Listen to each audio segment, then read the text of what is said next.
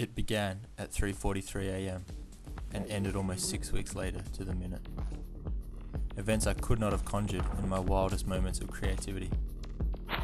I awoke to a footstep outside my window early one Tuesday morning, and before that thought had finished, a deafening roar engulfed the atmosphere around me. People dressed as shadows surrounded me, pulling me to the floor, pointing guns at me. As I was dragged from my house, the only thing I could focus on was my screaming daughter. The next morning, my eyes returned to me, and they slowly found their way to a man in uniform. He stood before me, statuesque, then pulled me to my feet and took me to my iron suite. The voices screamed and the saliva flew as I was shown my new home. The first night was nothing more than an endless procession of voices, some from other guests in this barbed wire hotel, some from myself. I lay awake in a mixture of fear and confusion, while the burly figure above me slept like a giant hairy baby. The first few days were a concoction of intimidation and isolation. Alone with my thoughts as friends, avoiding eye contact at all costs. I continually found my eyes wandering to the air and water pipes throughout my new home, an elaborate maze of metal and iron. Although I knew it would eventually happen, the surprise hurt more than the first blow. Before it registered, the second, third, and fourth had already knocked me to the ground. I covered my head as best I could. Mercifully, the darkness crushed everything I was.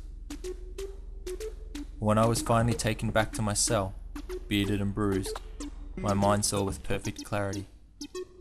Blisters and calluses mocked my hands for the 10 days. On the 41st night, the lights went off as usual. The first guard patrolled as usual. I got up as usual. As quickly as possible, I skinned myself and began the actions that would ultimately cost me everything.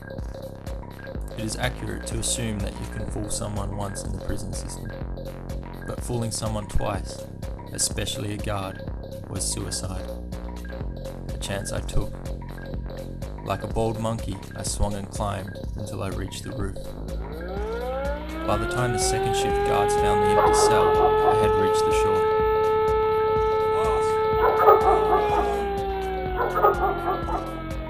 Loud cracks rang from the guard towers. I jumped. The chilling water stole the breath from the pockets of my lungs. Deadly miniature torpedoes began to surround me, echoing through the water. Then my right arm disappeared into a red haze. The limp, iron version of my body sunk quickly, dragging my barely functioning mind with it. As the darkness came again, I realized that it was darker, but less menacing than when we had last met. This time I reached to it.